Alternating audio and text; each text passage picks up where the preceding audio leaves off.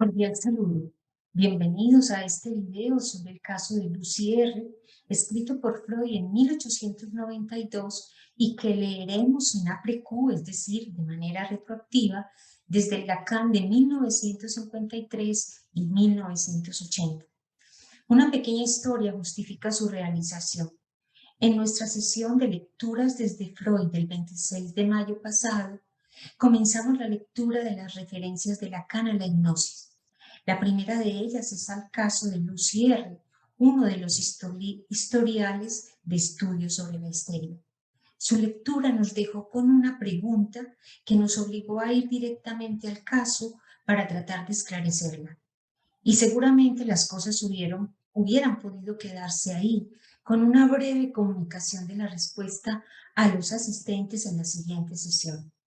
Pero la lectura directa del caso me sorprendió con dos aspectos más que me parecieron merecedores de que, tanto como la respuesta, los presentáramos también en un video, lo que llamaré la vigencia clínica del mecanismo histérico y el tiempo lógico que atraviesa el caso. En lo que respecta a la vigencia clínica del mecanismo histérico, me di cuenta de que la resolución del caso es muy similar a la de otros que he atendido recientemente en mi consultorio. El mecanismo significante de base es el mismo, a pesar de la diferencia sintomática y de los cambios de discursos, épocas y circunstancias particulares de los pacientes. Claro, no es lo mismo 1892 que 2022. Han transcurrido 130 años. Sin embargo, cabe anotar que lo encontramos también hace unos meses en la literatura en el caso de Melibea. Así que podemos preguntarnos, ¿cuál es entonces ese mecanismo de base que hace valer ese aspecto de la condición humana que es nuestra relación con el lenguaje? Aún hoy, el de un olvido que deja huellas, según lo va descubriendo Freud en este momento de su trabajo. Se trata del mismo mecanismo que, oh doble sorpresa, Freud reconoce también en sí mismo, según consta en una nota de pie de página en el mismo historial. Sin duda se trata de un avance de su propio análisis, llevado a cabo de esa manera primera y particular de la que también nos habla Lacan en el mismo seminario 1. Pero vamos al PowerPoint para continuar. Bueno, como les decía, estas son las tres razones que justifican nuestro video: una pregunta, la vigencia clínica del mecanismo histérico y un tratamiento marcado por el tiempo lógico. A continuación tenemos la diapositiva sobre la pregunta que hacíamos, ¿cierto? ¿Cuál es el mecanismo significante o el mecanismo histérico? Y ya vemos que es el mismo del olvido. Como lo vimos pues también en el tratamiento de Celestina.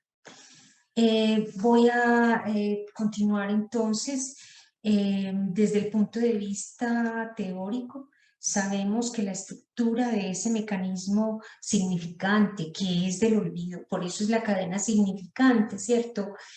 Un aro vacío, un aro vacío. Sabemos pues que la estructura de ese mecanismo significante es la misma de un lapsus, un chiste o un acto fallido, como lo nombra Freud después. Está pues en la base de cualquier formación sintomática, independientemente de la estructura lenguajera de la que se trate en un sujeto dado, neurosis, psicosis o perversión. Finalmente, creo que de la vigencia clínica de dicho mecanismo habla Lacan cuando expresa en 1980 en su carta para la causa freudiana lo siguiente, dice: hay reprimido siempre, es irreductible. Elaborar el inconsciente, como se hace en el análisis, no es nada más que producir su agujero. Freud mismo, lo recuerdo, lo indica. Esto me parece confluir de un modo pertinente con la muerte. Claro, vemos ahí la confluencia entre nuestra condición hablante y nuestra condición mortal. Así pues, bueno, y vamos al segundo lugar, la segunda razón que encontré, y este tratamiento, el historial de Lussier es un tratamiento marcado por el tiempo lógico, tanto en su propio devenir temporal como en la manera como Freud da cuenta de este. Se trata, pues, de un tiempo lógico tal como lo hemos aprendido de Lacan, seguramente efecto del mecanismo significante al que está sometido el tratamiento independientemente de la voluntad de Freud o de Lussier. Así pues, tanto la respuesta encontrada como sus relaciones con el movimiento lógico del caso y la coincidencia con el mecanismo significante de casos actuales me dieron la medida de su importancia clínica y de su difusión desde la lectura retroactiva que hacemos en este espacio. Entonces, aprovechando de nuevo las vacaciones, me decidí a pedir colaboración al grupo de lecturas en pleno para grabar los fragmentos del caso que me parecen significativos, esclarecedores y de una sorprendente actualidad para nuestra clínica. Quizás puedan interesar a otros que también se interrogan por sus lógicas. Veamos ahora entonces el programa de este video. Tiene 4 grandes partes. La primera, que es sobre la referencia de Lacan. Veremos la referencia y su contexto, nuestras preguntas, luego Lussier de Lacan a Freud y la respuesta a nuestra pregunta. En segundo lugar viene la presentación del caso, con 3 puntos también que hemos titulado de la afección corporal a la funcional, el aislamiento del síntoma histérico, que es la anosmia, problemas en el olfato, y por último las hipótesis de Freud que van a orientar el tratamiento y la primera verificación. Luego hablaremos de los cortes, ¿cierto? En un tiempo donde no se hablaba de cortes, hablaremos de los cortes que nos permitirán entonces presentar el audio del caso siguiendo su tiempo lógico. En el instante de ver, el tiempo para comprender y el momento de concluir o el núcleo traumático. Vamos entonces a iniciar con el primer punto, que es sobre la referencia de Lacan. La referencia en su contexto. Nuestra pregunta y Lussier de Lacan a Freud. El contexto. Nos hacemos esta pregunta. ¿Qué va de hipnosis, que es el texto que estamos leyendo en este momento a la luz de las referencias de Lacan en nuestras sesiones? ¿Qué va de ese texto de 1891 a Estudios sobre la histeria, que es hacia donde nos recondujo la referencia de Lacan? Además de un año o 2 de diferencia en términos cronológicos, nos encontramos 2 cosas. En primer lugar, una en común y una diferente. En común, ¿qué hay en los 2 textos? Las mismas dificultades de accesibilidad a la hipnosis, pues no todos los pacientes la aceptaban y dentro de quienes la aceptaban, no todos eran susceptibles de ser hipnotizados, aunque lo quisieran. Y en segundo lugar, el método catártico de Breuer, es decir, en hipnosis, en 1890-1891, Freud está examinando la manera como se utiliza la hipnosis con fines directamente terapéuticos, es decir, que por hipnosis pudiera eliminarse el síntoma. Sin embargo, con el método catártico, el paso es a utilizarla, pero para encontrar la causa de los síntomas, que en general era un recuerdo traumático y olvidado. Entonces, con esos 2 elementos podemos saber que estamos hablando de estudios sobre la histeria, pero sobre la base de lo que viene trabajando Freud sobre la hipnosis. Leamos la referencia de Lacan, que está en el seminario 1. Después de que Freud abandona la cantidad de rituales sobre la hipnosis, dice Lacan que Freud conservó, sin embargo, la presión de las manos, ya sea sobre la frente, ya sea a ambos lados de la cabeza, invitando al paciente al mismo tiempo a concentrarse en la causa del síntoma. Pues el sello, la marca del método catártico. Y continúa Lacan. Era este un estado intermedio entre el diálogo y la hipnosis. Los síntomas, continúa, eran tratados uno por uno en sí mismos. Los afrontaba directamente como si fueran problemas propuestos, obviamente problemas lógicos. Bajo las manos de Freud, el paciente estaba seguro de que los recuerdos que iban a presentarse eran los que importaban y que no tenía sino que confiar en ellos. Freud añade este detalle. En el momento en que levantase las manos, mímica de levantamiento de la barrera, aclara Lacan, el paciente volvería a estar perfectamente consciente y no tendría sino que tomar lo que se presentase en su mente para estar seguro de tener el hilo por el cabo adecuado. Muy bien, subrayamos esta última frase. ¿Por qué? Porque es la que motivó nuestra pregunta. La repetimos. No tendría sino que, vamos a pasar esto para acá, no tendría sino que tomar lo que se presentase en su mente para estar seguro de tener el hilo por el cabo adecuado.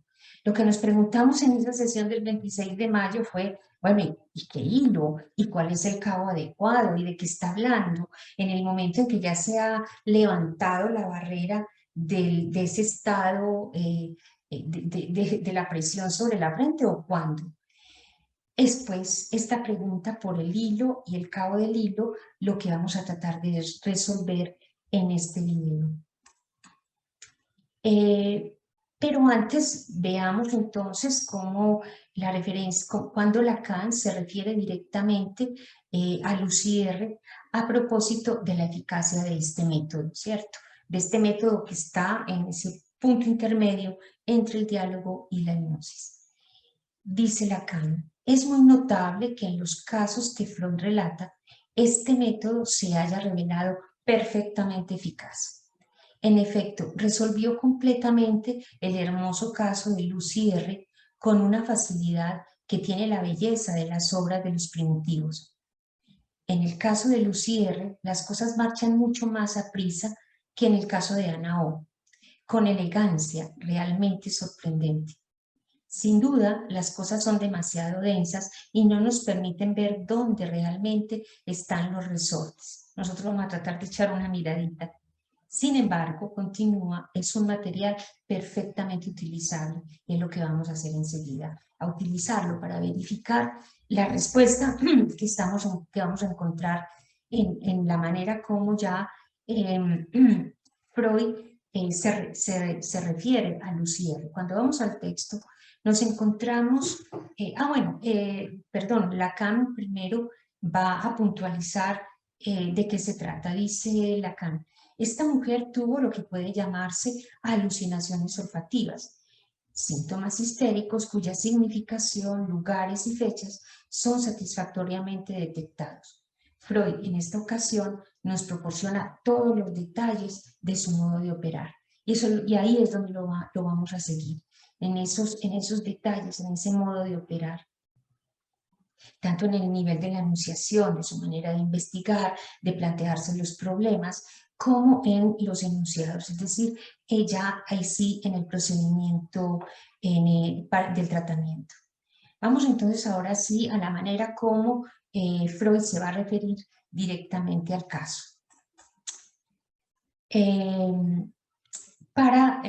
Dice lo siguiente, Miss Lucy R. no cayó sonámbula cuando intenté hipnotizarla.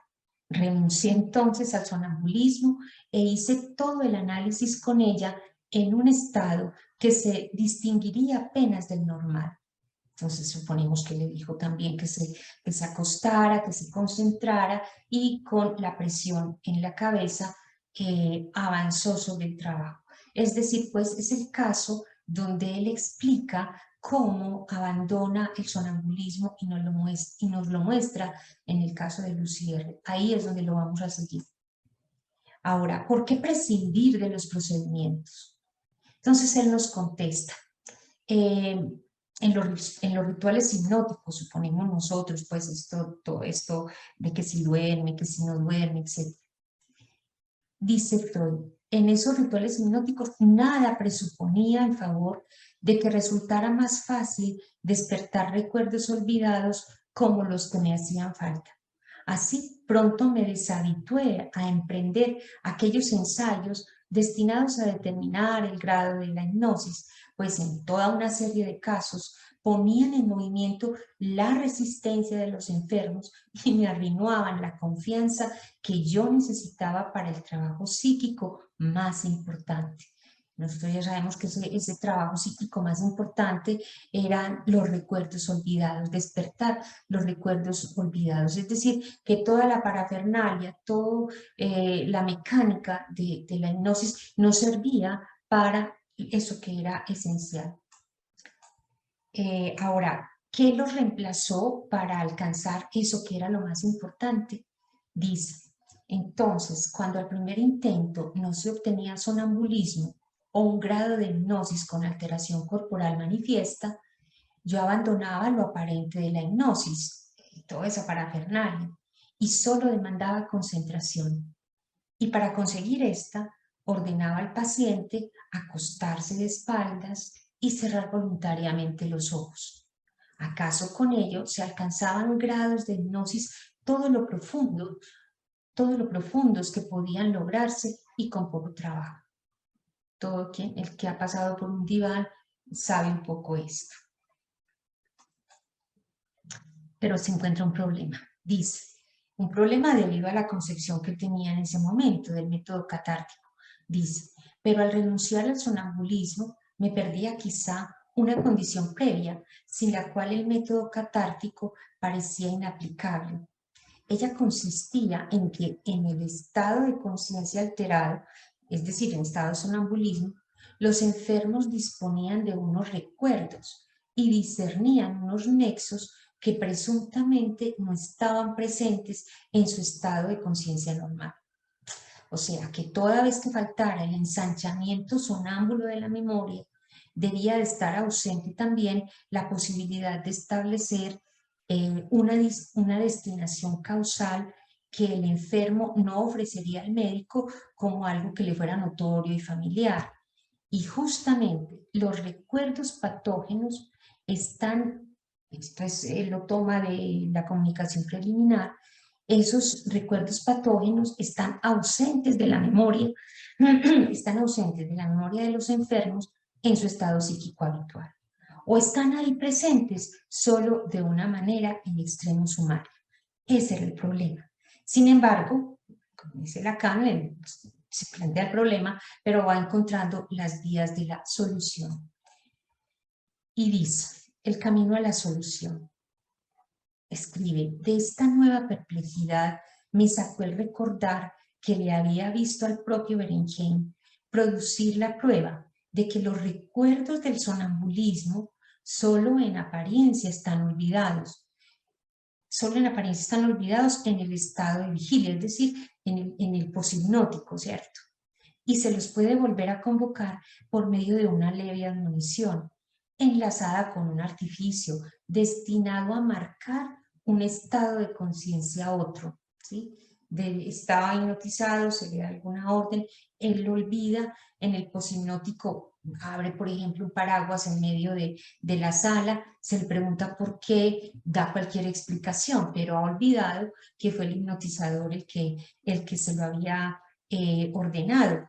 Sin embargo, después el hipnotizador puede lograr que él recuerde esa orden después, marcando un estado de conciencia a otro. Sobre esa base, ¡pum!, se le ilumina entonces a Freud el camino y encuentra la solución a partir de una premisa, y vamos a ver cómo de esa premisa viene el procedimiento. Dice, ese experimento asombroso e instructivo me sirvió de modelo. Me resolví a partir de la premisa de que también mis pacientes sabían todo aquello que pudiera tener una significatividad patógena y que solo era cuestión de constreñirlos a comunicarlo. Ya, sobre esa base, empieza el procedimiento. Dice, así, cuando llegaba a un punto en que a la pregunta, voy a indicar, indico con colores los cambios de voz, ¿cierto? En azul lo que dice el paciente y en amarillo Freud como sujeto del enunciado de lo que nos está contando. Dejo en blanco lo que es la enunciación de lo que nos va exponiendo. Entonces dice, así, cuando llegaba a un punto en que a la pregunta, ¿desde cuándo tiene usted este síntoma? ¿O a qué se debe eso? Recibía por respuesta, realmente no lo sé. Procedía de la siguiente manera. Yo procedía de la siguiente manera. Ponía la mano sobre la frente del enfermo o tomaba su cabeza entre mis manos y le decía, ahora, bajo la presión de mi mano, se le ocurrirá. En el instante en que cese la presión, usted verá ante sí algo o algo se le pasará por la mente como súbita ocurrencia y debe capturarlo. Es lo que buscamos. Suponemos ahí un silencio de Freud y luego dándole tiempo al paciente a que piense y dice, pues bien, ¿qué ha visto o qué se le ha ocurrido? Vemos ahí cómo sigue el hilo de los recuerdos y cómo va tras la captura de eso que buscamos, ¿cierto? El cabo adecuado del hilo. Para seguir pues nuestra pregunta. ¿Cuál es el resultado del procedimiento? Y dice algo que sorprende al mismo Freud. Dice, la primera vez que apliqué este procedimiento, que no fue con Lucy R, sino con Elizabeth Bonner, yo mismo quedé asombrado de que me brindara justamente lo que me hacía falta. Y puedo decir que desde entonces apenas si alguna vez me dejó en la estacada. Siempre me indicó el camino que mi exploración debía seguir. Además, me posibilitó llevar adelante, sin sonambulismo, todos los análisis de esa índole. Es el momento en que lo abandona, su preocupación por si el paciente está dormido o está hipnotizado o en qué grado, eso no importa ya tiene el procedimiento seguro. Ahora, con esto vamos encontrando nosotros nuestra respuesta. Dice, poco a poco me volví tan osado que a los pacientes cuya respuesta era, no veo nada, no se me ha ocurrido nada, yo les declaraba, no es posible, sin duda que usted se ha enterado de lo correcto, solo que no creyó que fuera eso y lo desestimó. Repetiré el procedimiento todas las veces que usted quiera, siempre verá lo mismo. Esto es una belleza, o sea, es como dice Lacan, es el paciente bajo las manos de Freud, es literal, va a estar seguro de encontrar el cabo adecuado. Y continúa Freud, resultaba siempre que yo tenía razón, los enfermos todavía no habían aprendido a dejar reposar su crítica, habían desestimado el recuerdo aflorante o la ocurrencia porque los consideraron inservibles, una perturbación entremitida, y después que la comunicaron, se dio en todos los casos que era lo correcto. A veces recibía también por respuesta, tras arrancar la comunicación a la tercera o cuarta presión, esta respuesta. Sí, yo lo supe desde la primera vez, pero justamente a eso no he querido decirlo o esperaba que no fuera eso. Entonces aquí encontramos por un lado el hilo. Nuestro hilo es el que va del síntoma al recuerdo, a la sucesión de recuerdos. Un hilo puede, si uno está tejiendo una historia, pues puede ir haciendo diferentes puntadas. Entonces, ir de recuerdo en recuerdo hasta encontrar el cabo adecuado. Entonces, un hilo tiene dos cabos. El primero es el del síntoma, luego vienen el recorrido de los diferentes recuerdos hasta llegar al cabo adecuado, que es, como lo dice aquí, esto que esperaba que no fuera, esto que él ya sabía que era, pero que no quiso decirlo, es decir, la causa del síntoma, el trauma causal. Con eso pues encontramos nosotros nuestra respuesta. Esta manera de ensanchar la conciencia, presuntamente estrechada, era trabajosa, continúa Freud, al menos mucho más que la exploración en el sonambulismo. pero me permitió independizarme de este último y me procuró una intelección acerca de los motivos que son con frecuencia decisivos para el olvido de recuerdos. Puedo asegurar que ese olvido es a menudo deliberado, deseado y siempre, solo en apariencia, es logrado. Esto es, nos damos cuenta que hay un paso más allá del método catártico. Ya no es solo encontrar la causa, cuál es el recuerdo traumático, sino el hecho de que ese recuerdo estaba olvidado deliberadamente. Había sido deseado olvidarlo. Solo que, solo en apariencia, ese olvido es logrado.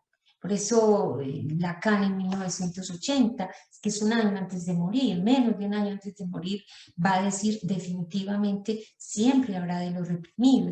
Es inherente al mecanismo significante.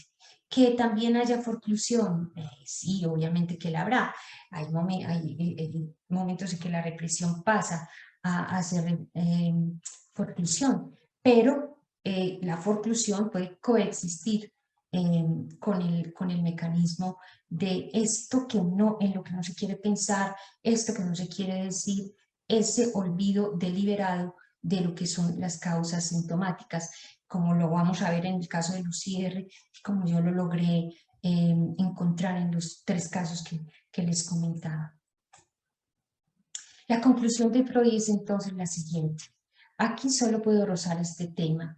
La conclusión que extraje de todas estas experiencias fue que las vivencias de importancia patógena, con todas sus circunstancias accesorias, son conservadas fielmente por la memoria, aún donde parecen olvidadas. Ese es el agujero, el vacío, la dimensión simbólica que está en ese olvidar y recordar, ¿cierto? La banda de modelos que uno puede trazar entre el olvido y el recuerdo.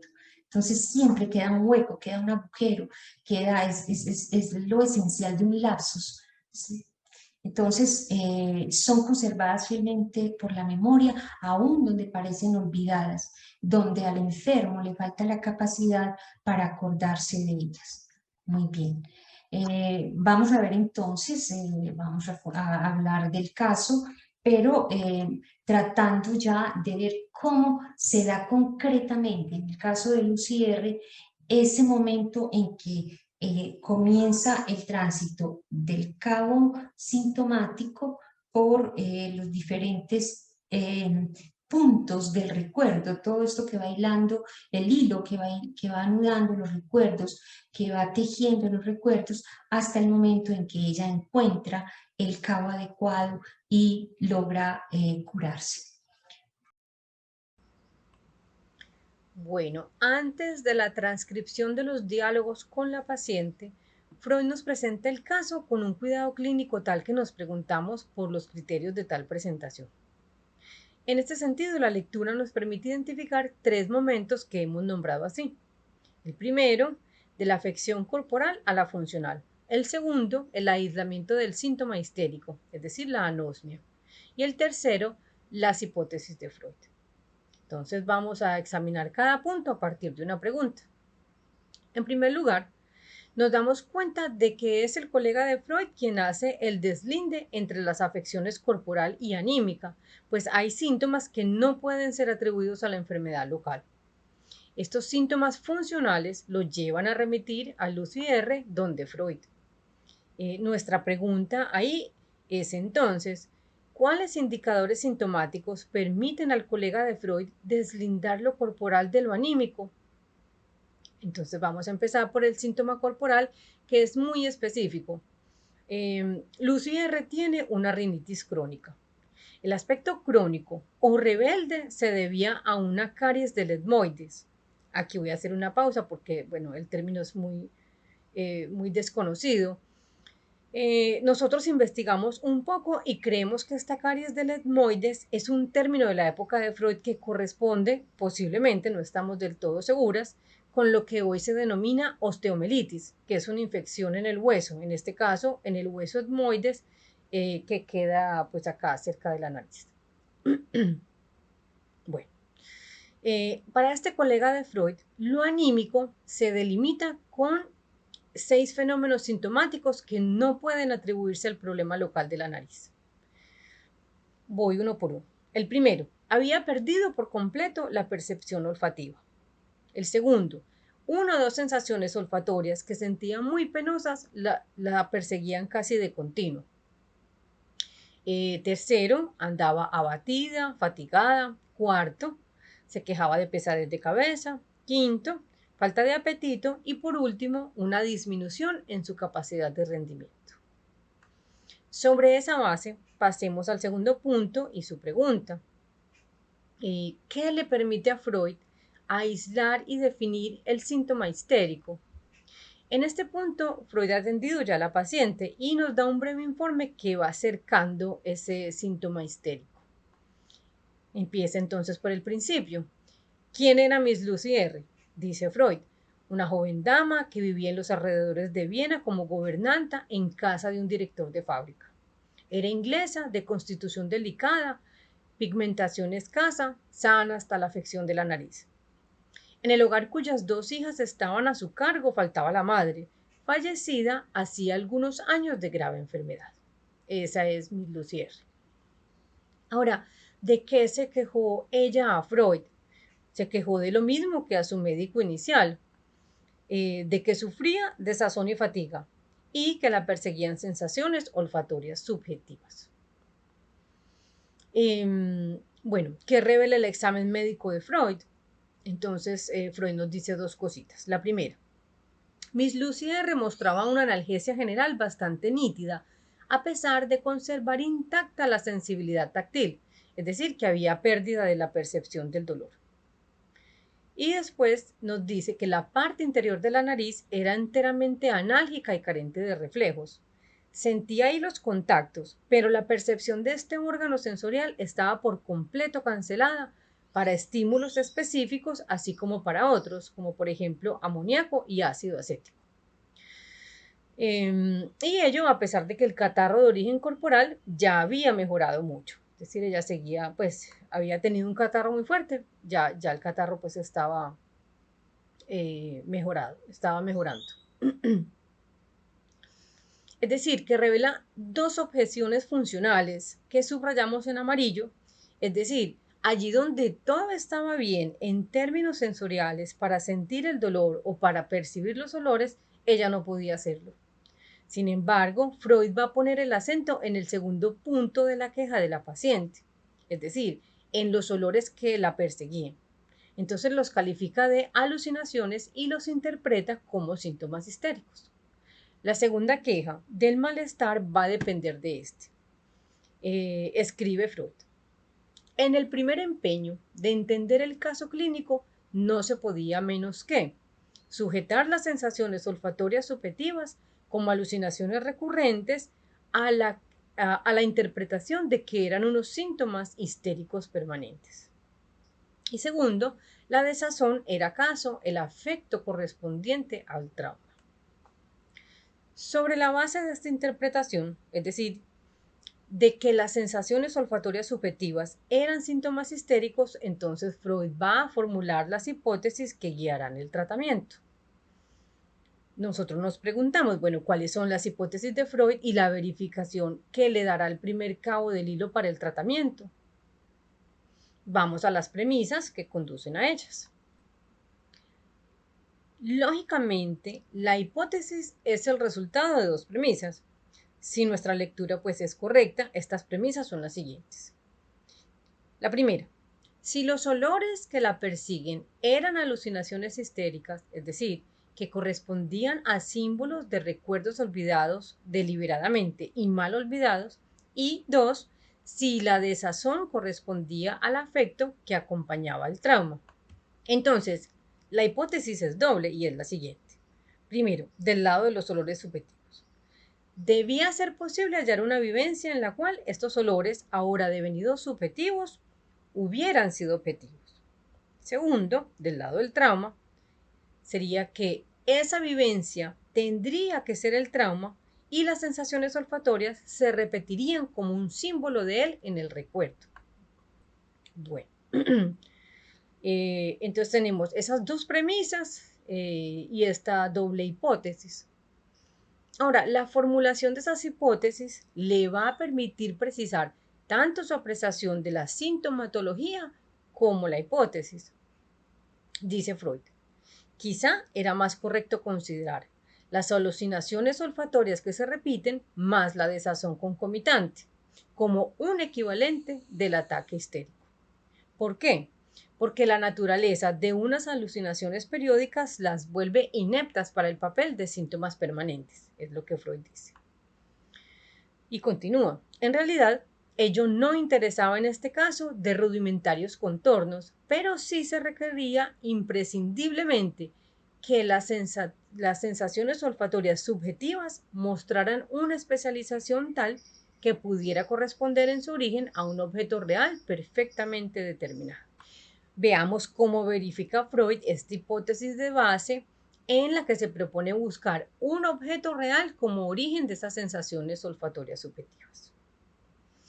Esta expectativa, dice Freud, esta expectativa se cumplió pronto. A mi pregunta sobre la clase de olor que más la perseguía, recibí esta respuesta.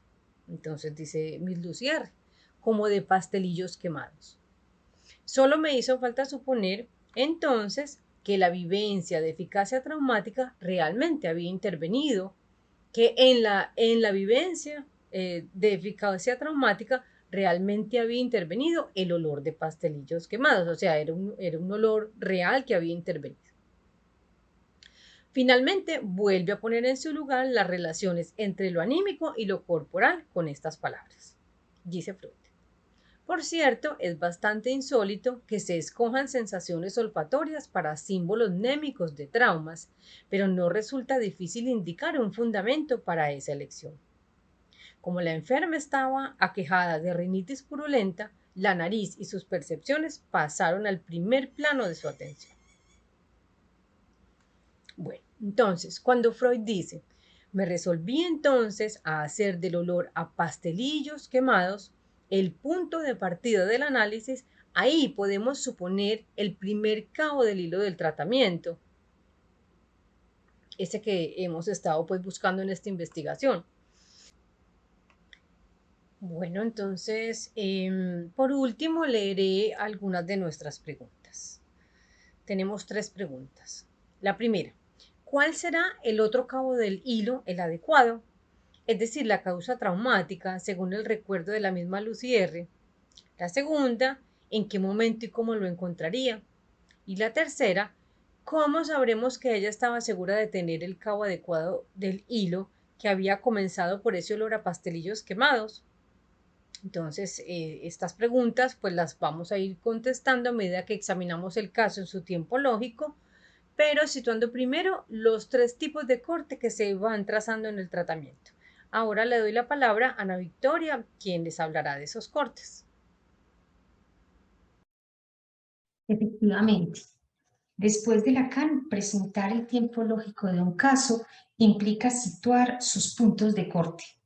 En ese sentido, nos fue posible reconocerlos desde las 3 enunciaciones que están en juego en este video. En primer lugar, desde la de Freud mismo, que sin saber de su importancia, habla de ellos como una desventaja en el tratamiento, pero que ya a nuestros ojos quizás justamente obró en su favor y contribuyó a la resolución tan pronta del caso, como lo reconocen tanto Freud como Lacan. Dice Freud, dice lo siguiente, contaré la historia de este último, del caso, cómo habría podido producirse en circunstancias favorables. De hecho, lo que habría debido ocupar una sesión se extendió a varias, pues la enferma únicamente podía visitarme en las horas de consultorio, cuando yo podía consagrarle poco tiempo, y una sola de esas pláticas abarcaba más de una semana, pues sus obligaciones no le permitían hacer con mucha frecuencia el largo viaje desde la fábrica. Por eso interrumpíamos en mitad de la conversación para retomar el hilo en el mismo lugar la vez siguiente. Es decir, pues es un corte debido a las circunstancias de la sesión, pero muy afortunado. En segundo lugar, veamos entonces desde la enunciación de Lacan que a nuestro juicio reconoce los cortes de Freud en el gesto que él hace cuando escribe en su referencia, dice Lacan, la barrera, el corte para Lacan nombra el corte que Freud hace como un gesto de la barrera, es decir, el corte como gesto.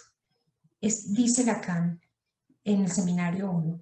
Freud añade este detalle. En el momento en que levantase las manos, mímica del levantamiento de la barrera, el paciente volvería a estar perfectamente consciente. Ahí hay también algo del orden de un corte que estaba obrando en el tratamiento independientemente de la voluntad de Freud o de Lucy, pero es por la misma estructura del objeto que se está tratando. Y por último, finalmente nosotros los encontramos en los momentos en que el caso vacila según el relato de Freud. Así lo nombramos de la siguiente manera. Hay un instante de ver que nombramos como olor a pastelillos quemados. Luego hay una primera escansión, una primera vacilación que nombramos así. Ante la evidencia, una pregunta y una paradoja. Luego vendrá el tiempo para comprender, que es el tiempo de las hipótesis. Veremos que ahí se juegan las lógicas del amor. Y viene la segunda escansión, que llamamos un nuevo síntoma. Surge un nuevo síntoma. Freud está un poco molesto por esto porque está decepcionado. Él estaba queriendo una terapia causal y resulta que, según este movimiento, lo que él ve es una terapia de los síntomas que no funciona. Pero nosotros, con los ojos que tenemos ahora para leer el caso, nos damos cuenta de que no se trataba de ningún retroceso, sino de un momento, de un tiempo lógico que se ponía en evidencia a través de este nuevo síntoma, que era el olor a humo de cigarro. Y viene después, ahí sí, el momento de concluir, donde está la causa del síntoma, el cabo que coge Lucier y que permite la cura.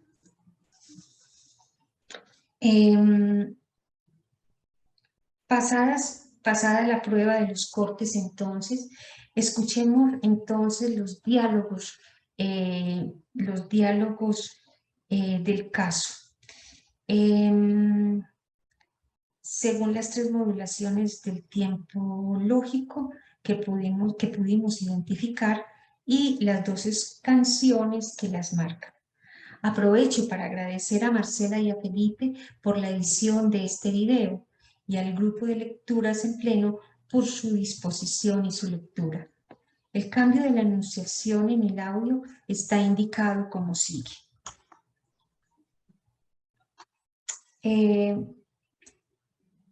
Freud en el nivel de la enunciación será leído por Marcela Ospina y estará identificado pues por esta imagen. En el diálogo de los enunciados tendremos a Felipe Bedoya leyendo como Freud y a Satria Vallejo como Lucier. Finalmente, nuestra propia enunciación estará en la voz de Sebastián Amador, quien marcará las escansiones entre los tiempos lógicos, leerá las notas finales y las citas de Freud que necesitemos. Sin duda es un material que requiere un análisis clínico más fino, pero por el momento hemos cumplido hasta aquí con lo que nos habíamos propuesto, responder la pregunta que nos suscitó el comentario de Lacan sobre el caso y dar cuenta de la vigencia del mecanismo significante que nos revela y de la estructura lógica del caso. Muchas gracias.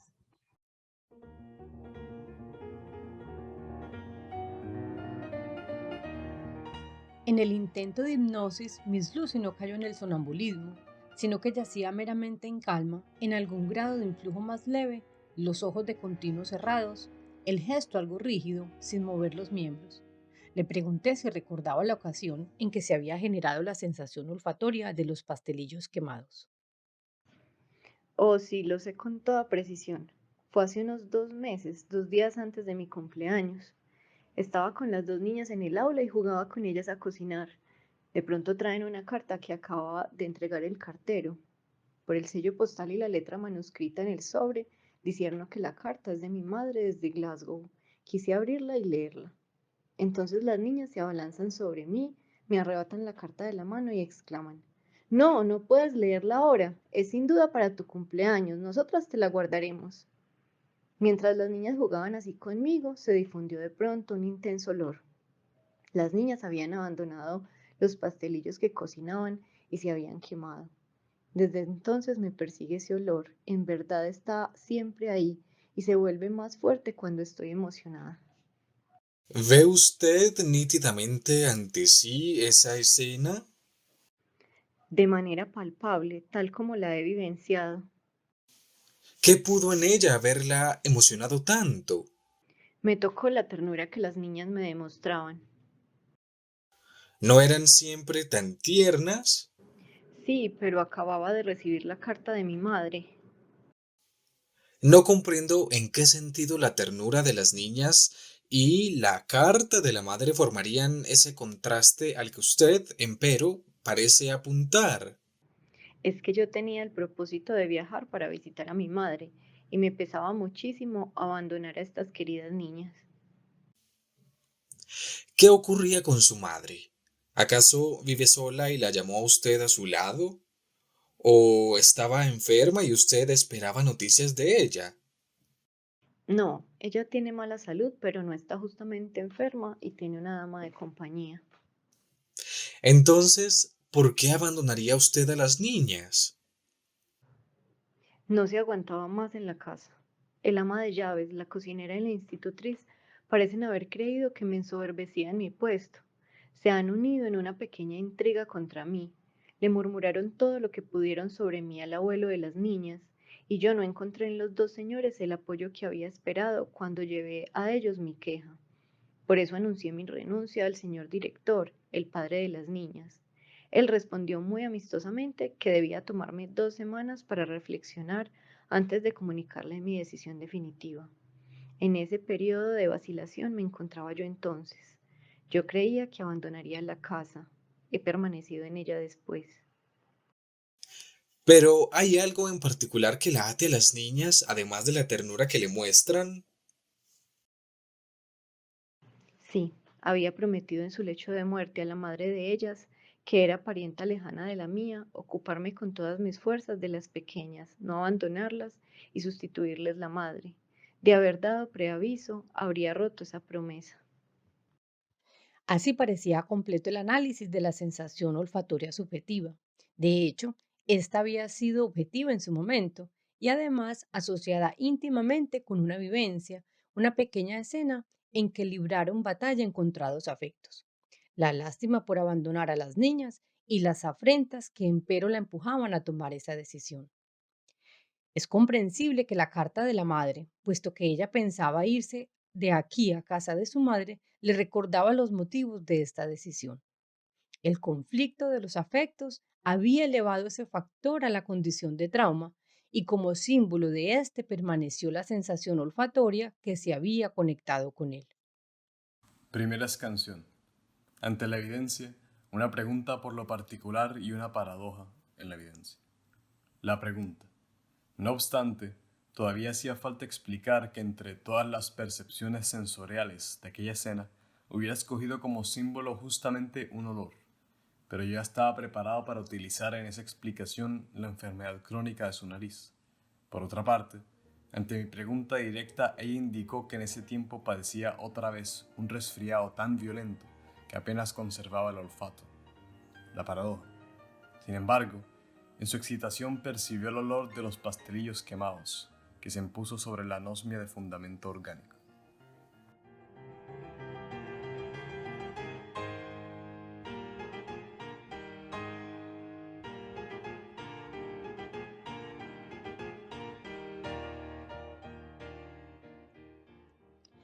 No me contenté con el esclarecimiento así obtenido. Todo sonaba muy verosímil, pero me faltaba algo, una razón aceptable para que esa serie de excitaciones y esa querella de los afectos tuviera que llevar justamente a la histeria. Porque no había permanecido todo en el terreno de la vida anímica normal. Con otras palabras, ¿qué justificaba la conversión ahí presente? Porque no se acordaba de continuo de la escena misma, en vez de recordar la sensación enlazada a ella, a la cual privilegiaba como símbolo del recuerdo.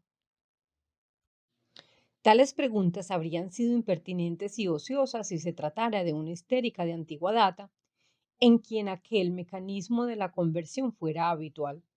Pero esta muchacha solo había adquirido histeria como consecuencia de ese trauma, o al menos como consecuencia de esa pequeña historia de padecimiento. Por el análisis de casos parecidos, yo sabía ya que si una histeria es de nueva adquisición, hay una condición psíquica indispensable para ello, que una representación sea reprimida, desalojada deliberadamente de la conciencia, excluida del proceso asociativo. En esta representación deliberada veo también el fundamento para la conversión de la suma de excitación, sea ella total o parcial. La suma de excitación no destinada a entrar en asociación psíquica halla tanto más la vía falsa hacia una inervación corporal. En cuanto al fundamento de la represión misma, solo podía ser una sensación de displacer la inconciliabilidad de la idea por reprimir con la masa de representaciones dominante en el yo. Ahora bien, la representación reprimida se venga volviéndose patógena. Entonces, del hecho de que Miss Lucy R. hubiera caído presa de la conversión histérica, en aquel momento yo extraje la conclusión de que entre las premisas de ese trauma tenía que haber una que ella deliberadamente quisiera dejar en la oscuridad, que se empeñara por olvidar. Si uno compaginaba la ternura hacia las niñas y la animadversión hacia las otras personas de la casa, esto solo admitía una interpretación. Tuve la osadía de comunicársela a la paciente. Le dije, No creo que esas sean todas las razones de su sentimiento hacia las dos niñas. Más bien conjeturo que usted está enamorada de su patrón, el director. ¿Acaso sin saberlo usted misma? Creo que alimenta en su alma la esperanza de ocupar de hecho el lugar de la madre y que a eso se debe, además, que se haya vuelto tan suspicaz hacia el personal de servicio con el cual ha convivido en paz durante tanto tiempo. Usted tiene miedo de que noten algo de su esperanza y se le mofen por ello. he aquí su respuesta con su modo lacónico. Sí, creo que es así. Pero si usted sabía que amaba al director, ¿por qué no me lo dijo? Es que yo no lo sabía, o mejor no quería saberlo. Quería quitármelo de la cabeza, no pensar nunca más en ello, y aún creo que en los últimos tiempos lo había conseguido. ¿Por qué no quería confesarse usted esa inclinación? ¿Le daba vergüenza amar a un hombre? Oh, no, no soy una irracional mojigata. Una no es responsable de sus sentimientos. Pero ello me resultaba penoso solo porque él es el patrón a cuyo servicio estoy, en cuya casa vivo y respecto de quien yo no siento en mi interior, como hacia otro cualquiera, una independencia total, y porque yo soy una muchacha pobre y él es un hombre rico de buena familia. Se me reirían si vislumbrara algo de esto. Ahora no encuentro en ella resistencia alguna para iluminar la génesis de esa inclinación. Cuenta que durante los primeros años vivió despreocupada en la casa y desempeñaba sus deberes sin caer en unos deseos incumplibles. Pero cierta vez, ese señor serio, recargado de ocupaciones, de ordinario reservado hacia ella, le inició plática acerca de los reclamos de la educación infantil. Se puso más suave y simpático que lo habitual. Le dijo cuánto esperaba de ella para el cuidado de sus hijas huérfanas y en eso la miraba de una manera particular. En ese momento ella empezó a amarlo y de muy buena gana se entregó a la alentadora esperanza que había sacado de aquella plática. Solo cuando luego no hubo nada más, cuando ella aguardó perseverante y no llegó ninguna segunda sesión de cambio familiar de ideas, se resolvió a quitarse la cosa de la mente. Me da toda la razón en cuanto a que aquella mirada que él le arrojó en la plática iba consagrada a la memoria de su esposa muerta, y también tiene bien en claro que su inclinación carece de toda perspectiva. Segunda canción. Un nuevo síntoma o símbolo anémico, olor a humo de cigarro. De esta conversación yo esperaba un cambio radical de su estado, que por el momento no se produjo. Siguió oprimida y desazonada. Una cura hidropática que le hice tomar al mismo tiempo la reanimó un poco por las mañanas. El olor a pastelillos quemados no había desaparecido del todo, pero sí se había vuelto más raro y débil. Como ella decía, solo le llegaba estando muy emocionada. La persistencia de este símbolo anémico me hizo conjeturar que él, además de la escena principal, había recogido en sí la subrogación de múltiples y pequeños traumas colaterales. Entonces nos pusimos a explorar cuanto pudiera guardar relación con la escena de los pastelillos quemados. Recorrimos el tema de los roces en la casa, el comportamiento del abuelo, etc. La sensación del olor a chamusquina iba desapareciendo más y más. En este punto sobrevino una interrupción más prolongada a causa de una nueva afección nasal que llevó al descubrimiento de las caries del etmoides. Al reaparecer, me informó que para Navidad había recibido muchísimos regalos de ambos señores y aún del personal de servicio de la casa, como si todos se afanaran por reconciliarse con ella y borrar el recuerdo de los conflictos de los últimos meses. Pero esta manifiesta solicitud no le había hecho impresión alguna. Cuando volví a preguntarle otra vez por el olor a pastelillos quemados, me anotició que había desaparecido por completo, solo que en su reemplazo la torturaba otro olor similar, como de humo de cigarro. Le parecía que este ya había estado ahí desde antes, pero como cubierto por el olor de los pastelillos. Me dijo que ahora había surgido puro. No estaba yo muy satisfecho con el resultado de mi terapia. Había ocurrido lo que suele imputar a una terapia meramente sintomática. Se había removido un síntoma solo para que uno nuevo pudiera situarse en el lugar despejado. A pesar de ello, me dispuse a la eliminación analítica de este nuevo símbolo mnémico.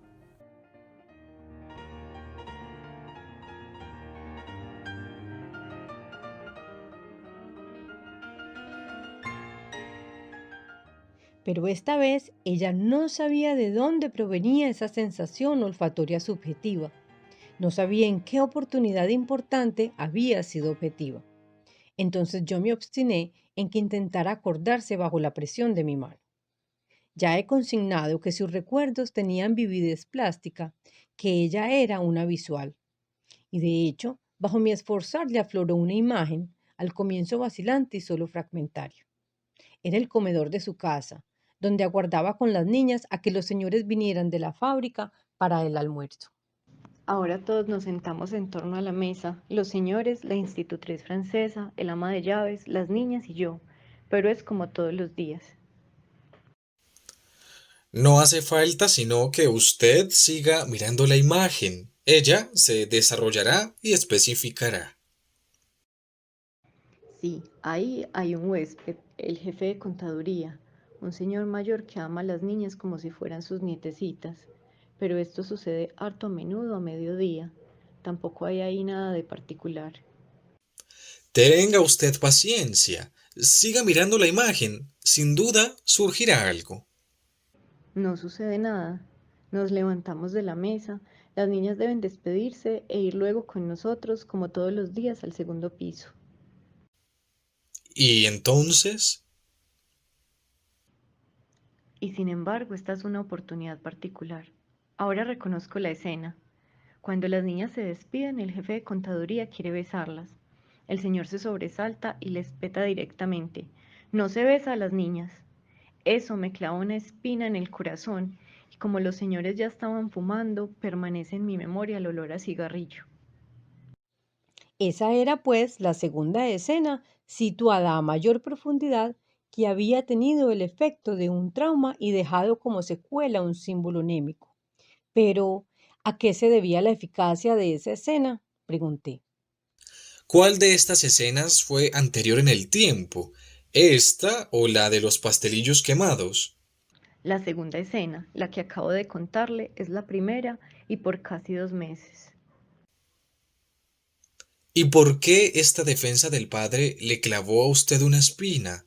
La reprimienda no se dirigía contra usted. Pero no era justo atropellar así a un señor mayor, que es un amigo querido y por añadidura huésped.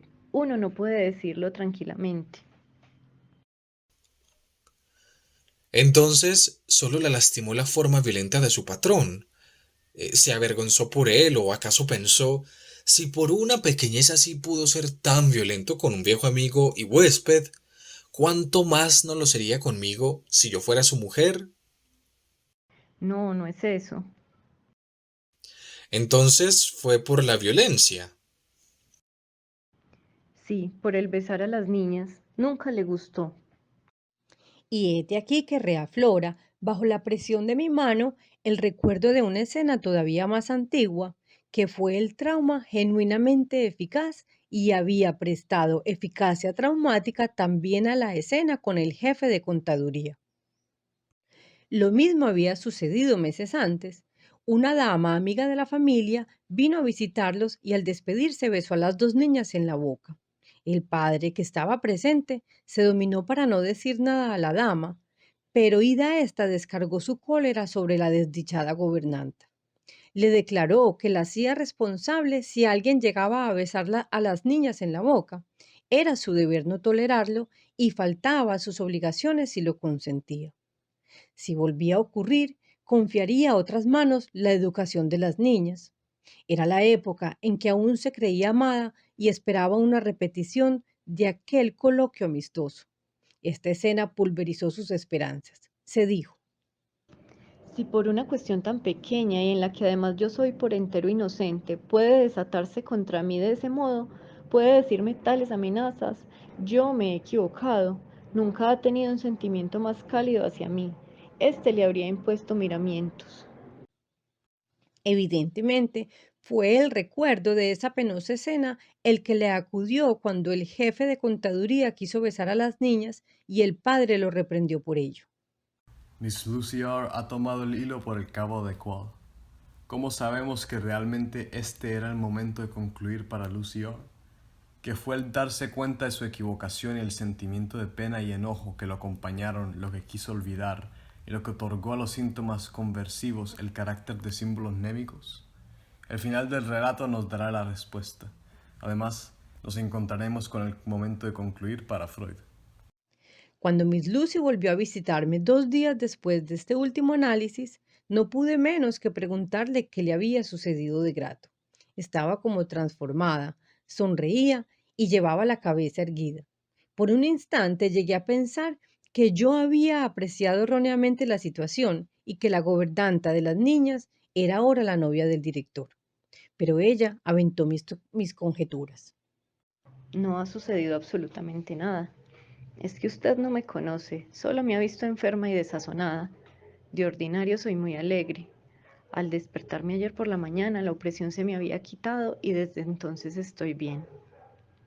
¿Y qué opinión tiene sobre sus perspectivas en la casa? Estoy bien en claro, sé que no tengo ninguna y ello no me hará desdichada. ¿Y se llevará bien ahora con el personal doméstico? Creo que mi susceptibilidad tuvo la mayor parte en ello. ¿Y ama todavía el director? Sí, por cierto, lo amo, pero ya no me importa nada. Una puede pensar y sentir entre sí lo que una quiera. Examino ahora su nariz y hallo que han retornado casi por completo su sensibilidad al dolor y sus reflejos. También distingue los olores, pero de manera insegura y solo cuando son algo más intensos. Me veo precisado a dejar abierto el problema de saber en qué medida la enfermedad de la nariz participaba en esta anosmia. El tratamiento en su conjunto había abarcado 9 semanas.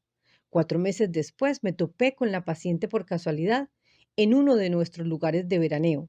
Estaba alegre y confirmó la perduración de su bienestar. El hilo de la investigación freudiana. En la epicrisis encontramos el cabo al que llegó la investigación freudiana y que es el que le permite a Lacan su referencia. Él escribe: La terapia consistió aquí en la compulsión que obligó a reunir los grupos psíquicos escindidos con la conciencia yoica. El que sabía que su inclinación hacia su patrón ya se había arruinado por las palabras que éste le dirigió sin ningún miramiento en la escena nuclear con la dama, y el que se comportaba como si esta inclinación no se hubiera arruinado todavía. Cosa notable, el éxito no era paralelo a la medida del trabajo realizado. Solo cuando se tramitó la última pieza sobrevino de pronto la curación.